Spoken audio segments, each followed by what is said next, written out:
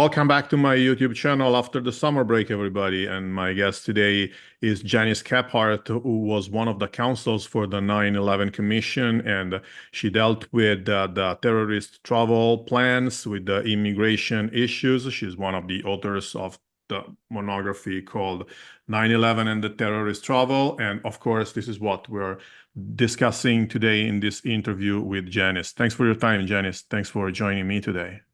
Oh, thanks for having me, Leonardo. I always look forward to having the opportunity to discuss this more than important subject. Well, we'll have to cover a lot of important points about what the terrorists did in terms of traveling and how they made it to enter the United States and do what they did. And before we start, I would like you to say something to my viewers about your background, who you are, how come you ended up with being one of the counsels for the 9/11 Commission, or whatever you feel is relevant. Okay, happy to do that. I have over 25 years working with the federal government at this point. I know that ages me, but that's the truth. I was working on the issues of terrorism and immigration prior to 9/11 in the U.S. Senate Judiciary Subcommittee on Terrorism and Government Information, where we were looking into issues regarding foreign terrorist activity in the United States and the relationship of border security to that.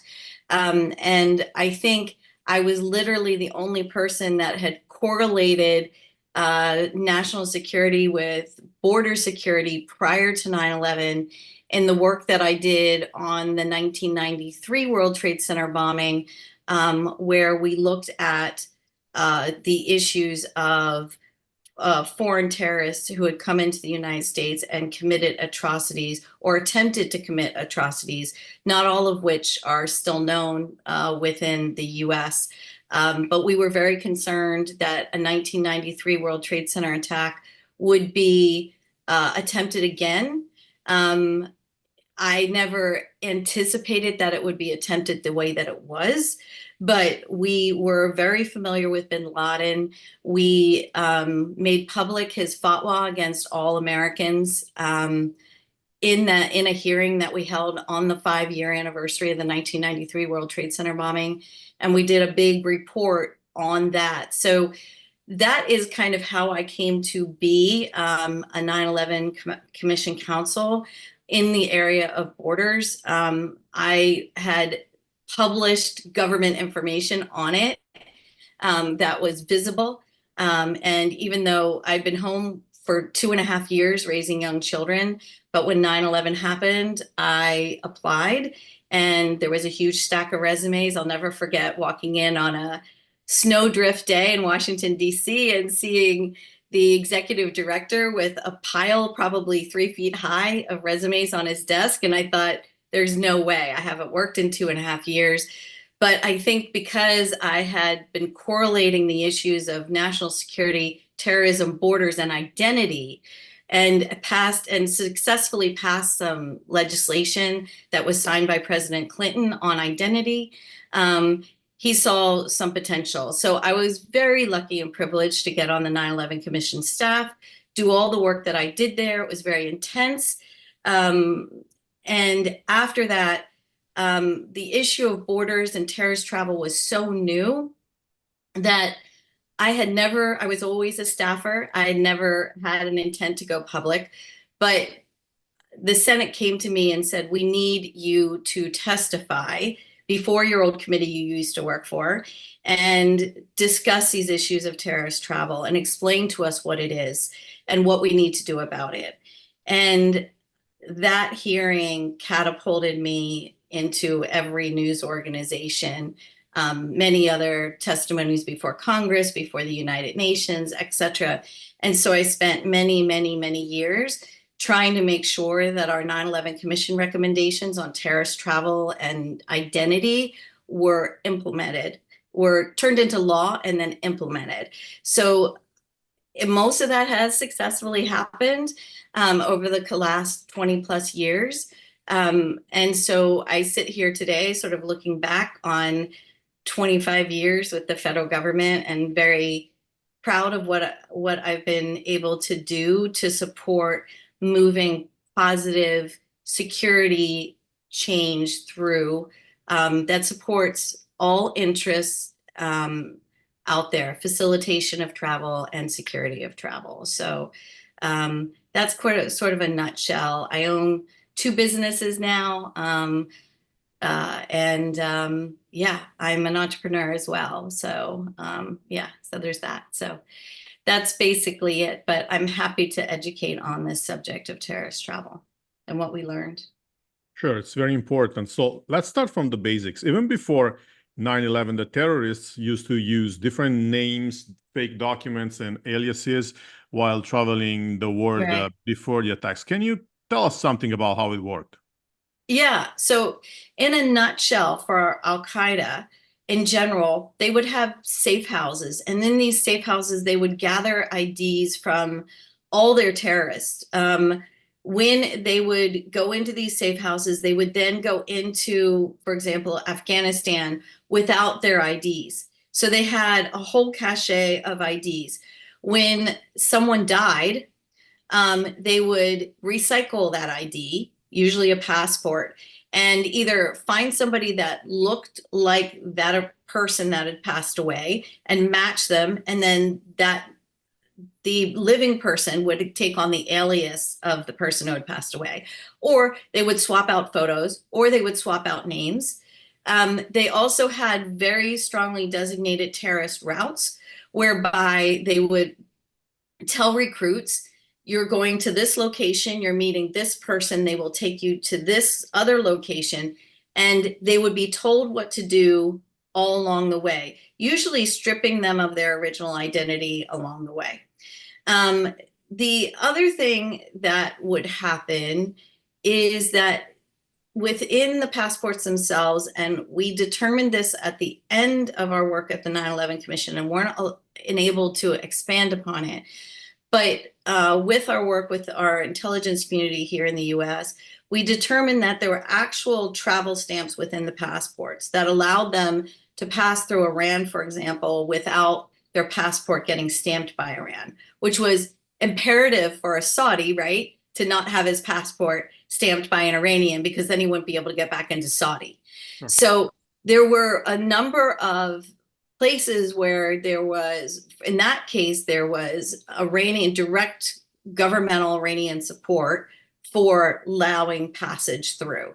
So there were a number of ways that they did this, which was very interesting. When it comes to 9/11 itself, there was a determination that amongst the hijackers, they used 364 different aliases.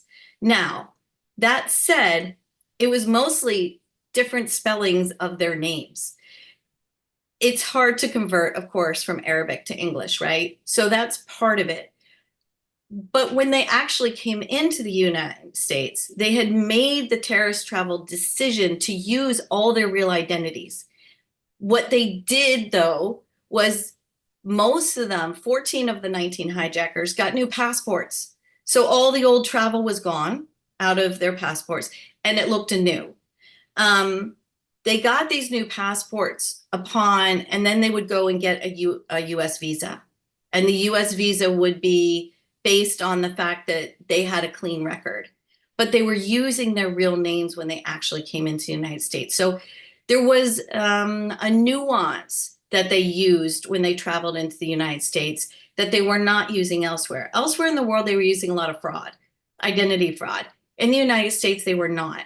But they did have those 364 aliases, which made it almost impossible for me to assure that the people that were on the manifest list identified as hijackers on the morning of 9/11 were indeed the same people that I was able to get immigration records for, because I had to cull through so many immigration records to try to match them. And it was ridiculous. If we had just had biometrics, we would have been able to correlate very easily, but we didn't at the time. So that was that. So yeah, there was a difference in how they traveled into the United States. I think that was one of our findings. Well, they also recruited people mostly from Saudi Arabia and from the Emirates. Was that because it was easier for them to get a visa for the United States? Yes, Yes, in short, absolutely. So, an interesting piece about this is that 8 Yemenis had applied, only 3 were able to get their visas. So they figured out very early on that, and the Saudis were just getting approved one after another. I believe, looking at the facts, that it was trial and error. They didn't know what was going to happen. They started seeing a pattern that those who were coming from economically disadvantaged countries like Yemen, and the Yemenis were not denied for any terrorist reasons. They were denied for economic reasons. The Saudis, on the other hand, were very welcomed in the United States because they spent a lot of money and they had money and they were not economic immigrants. So they basically, they and Germany, it wasn't the Emirates that they applied from. It was Germany. 3 or 4 pilots applied from Germany, and then all the rest, the rest of the hijackers were Saudi, except for one. The Saudi situation was very interesting in terms of their visas and how they were able to get them. And so, yes, they were picked because they were easily able to get the US visa out of Saudi. And it turned out extremely easy to get it out of Germany as well, for different reasons on both sides. But yes, that they were picked in large degree, at least the muscle hijackers out of Saudi, because it was easier to get them into the country. Yeah. And also in the monograph, you guys explained that the visa procedure was different in Saudi Arabia than in other countries. Would you like to Yes. elaborate on this? Yes. So as I said, Saudi was treated differently than other countries were. So in the United States, we have something called the Visa Waiver Program. There are other countries, all the European countries, for example, where you can travel to the United States without having to get, at the time, without having to get a visa at all. You could show up as a tourist, and then the US, Americans could show up as a tourist in those countries as well. So there was reciprocity. Germany was one of those countries that we had reciprocity with, which is one of the reasons why it made it easy for the pilots in Germany. But going back to Saudi, so because Saudi had never been considered a problem economically, and in fact, an enhancement to our economy, they started allowing, and our consulate offices around the world were very stretched resources wise. They started allowing visas to occur in Saudi without Saudis actually having to show up at a consulate for an interview. And they were allowed to apply through travel agents, which meant that basically the visa was a rubber stamp. If it came in through a travel agent, they weren't really even looked at. They were just rubber stamped and the visa was issued. Well, this made things really easy for the Saudi muscle hijackers. And in fact, it was so easy that mastermind Khalid Sheikh Mohammed, who was considered the mastermind of 9/11 from the al-qaeda point of view, he actually applied from Pakistan through a Saudi travel agency in July 2001 under an alias and got the visa approved, interestingly enough. And it's also very interesting because he was extremely well known by US intelligence at the time. He never tried to come into the United States.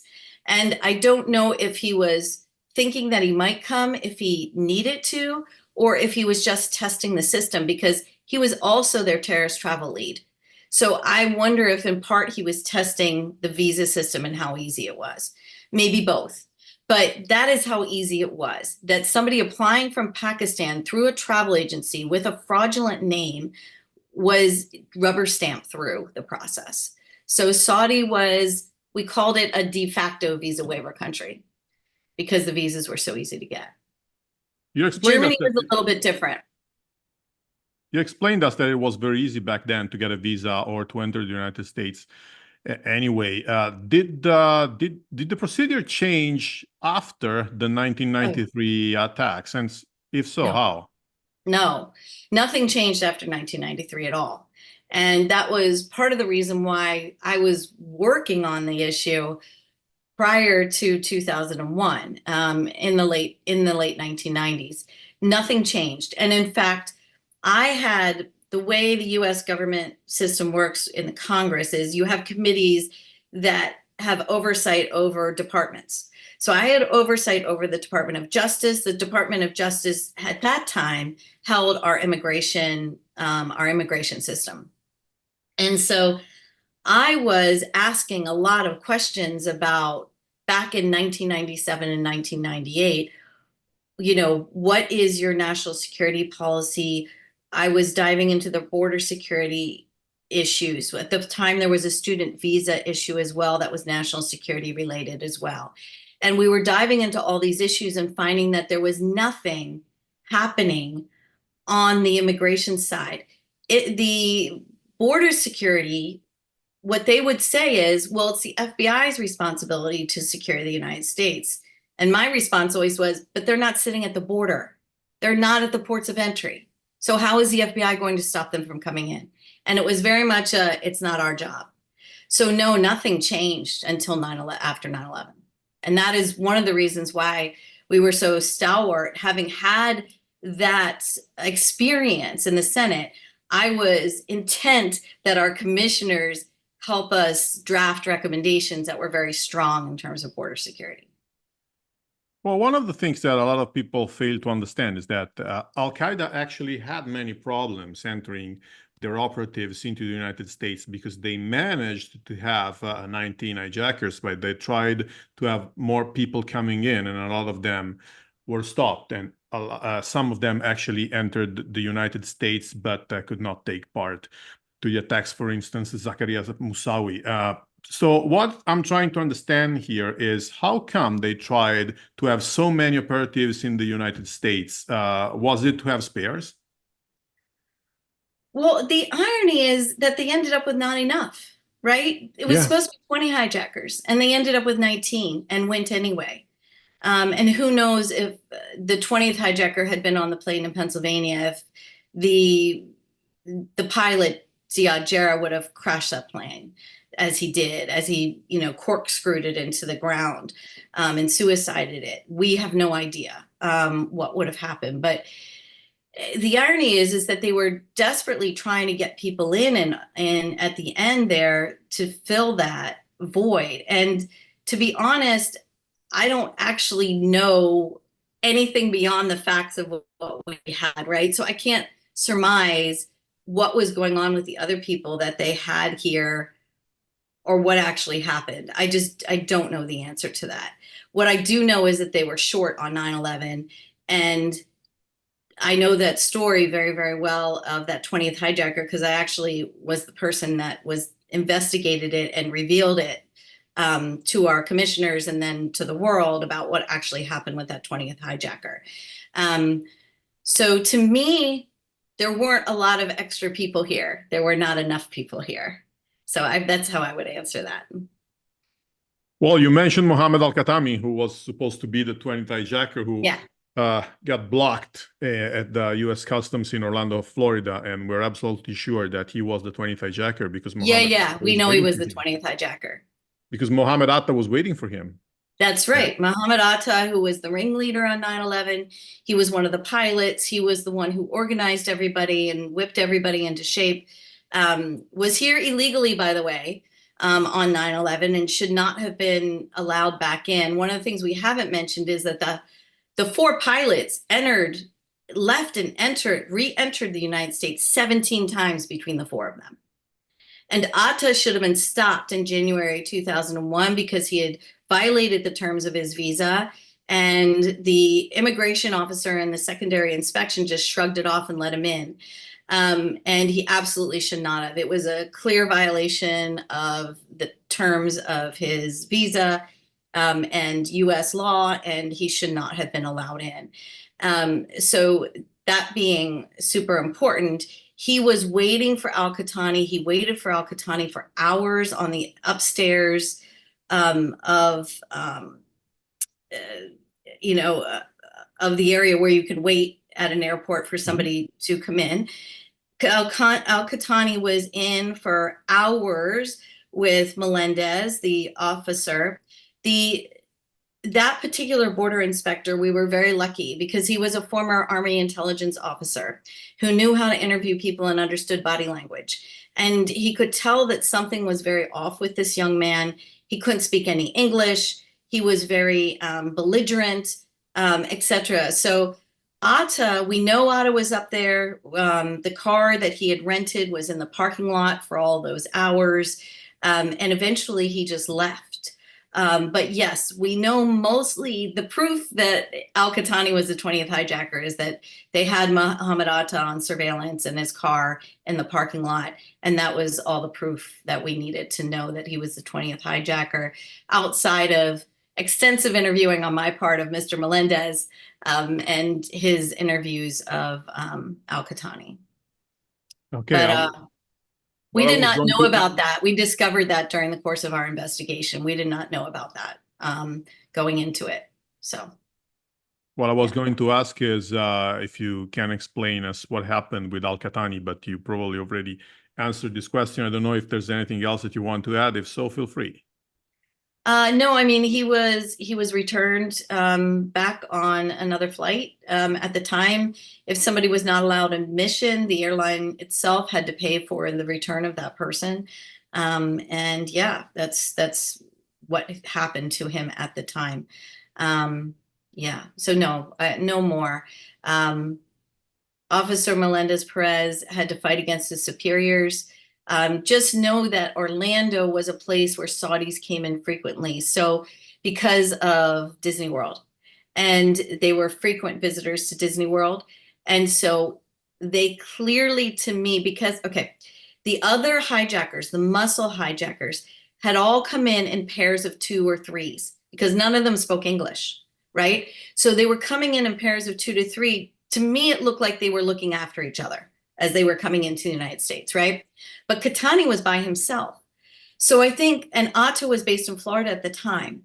And because so many Saudis came in successfully through Florida, basically they were just waved through Orlando. And we were told this by immigration officials, that they basically just waved Saudis through. So Melendez Perez had to argue with his superiors to get Katami removed and not permitted into the country. So it's an interesting story of our lax border controls at the time, combined with being extremely lucky that it was this officer that interviewed him. Yeah, so I think that's just, and that he was coming into Orlando, I think it was easy for Atta, but also because I think they knew that they were easily coming in and out of Florida through the airports there. So that they thought officer he could get in. saved a lot of lives. Potentially. I mean, we don't know if that's the case, of course, because we don't know what would have happened if a 5th hijacker had been on that board, the Pennsylvania, but absolutely he is an American hero for sure. Well, how has the immigration process improved since 9/11? I think that today is much more secure than it used to be. Oh, tremendously more. We have many of the things that we recommended. We, assuring a person is who they say they are, comes down to a lot of different processes and technologies, right? One of the key ones being biometrics and assuring identity through your physical characteristics, not what you say and not what a document says. You're assuring that a person is. We take fingerprints, we take photos of our foreign visitors when they come in. We have a database that has a watch list. We also facilitate travelers that have been previously vetted, right? So that helps limit the amount of pressure to process everybody through because we have our trusted travelers. So we have those types of systems. Believe it or not, before 9/11, you were not required to have a passport to enter the country. So that rule changed. We also have rules on minimum standards for acquiring driver's licenses, which would be sort of your equivalent of a national ID, not quite the same thing, but we use a driver's license in the United States in many of the ways that Europe uses and the rest of the world uses a national ID. So we have minimum standards in place for acquiring them, because you might recall from the terrorist travel monograph that there were something like, I forgot, I did all this work, but there were over 30 IDs acquired by the 9/11 hijackers. 7 were in Virginia. They were acquired fraudulently. Multiple driver's licenses, IDs in Florida, etc. These were important because they were used on the morning of 9/11 to get past airport security and look like assimilated Americans when in fact they were not. So we now have minimum standards for issuing of driver's license, etc., which is a back end to having better border security as well, because they're the primary IDs that we supply when we go through security, at least airport security. So we have, in Europe, of course, has done a wonderful job of seamless biometric travel with lots of privacy in place. Really done a magnificent job. You see it all over the world now, seamless travel. That really all was brought because of the 9/11 Commission recommendations on assuring that people are who they say they are and requiring biometrics at the border. So borders are pretty good at this point, I would say. And we also have very strong controls on passports as well, and how to produce secure passports, reducing the amount of fraud that there is in passports too. So lots of good stuff has happened since 9/11, since 9/11, yeah. Well, Janice, many thanks for your time again. I think that the explanations that you gave me and my viewers are very important, and they help shed some light on an aspect of 9/11 that is always often, I would say, often misunderstood. So I do recommend my viewers to read this monograph, and keep in mind that the 9/11 Commission report is not the only book that was written by the Commission. There are 2 monographs as well, this one being one of them. And I'm also leaving in the description to this video a link to one video that Janice posted on her YouTube channel, in which she gives a very precise description of how the terrorist travel planning went for the hijackers, with a lot of images and pictures of the relevant people involved. Therefore, I do recommend my viewers to watch that video as well. Thanks, everybody, for watching this, and see you all next time. Bye-bye. Thank you very much, Leonardo. I appreciate your time.